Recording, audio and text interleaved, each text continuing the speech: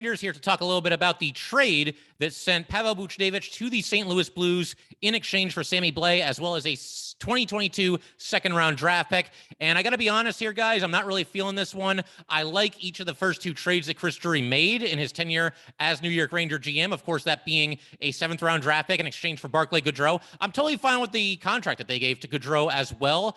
I don't think that it's only points that can necessarily be paid in the NHL. I think you can get paid on the grounds that you're just a hard worker and that you add a physical dimension to your team, and that's something that the Rangers sorely needed. So I like that trade. I like the trade that sent Brett Howden to Vegas in exchange for a fourth-round draft pick. But this one I'm having a little bit more trouble figuring out. I realize that Drury and the Ranger brass, I mean, they seem committed to making this team a stronger, more physical, more difficult team to play against next season. So I get it from that perspective because you add Sammy Blais, who does bring all those things to the table. But when you're talking about Pavel Buchnevich, you're talking about somebody who's been on this team for half of a decade, and with every passing season seems to get better and better and better. Really stepped up his game overall this past year, eliminated some of the inconsistencies that I think have plagued him through his first 4 seasons with this team, became a strong member of the penalty kill unit.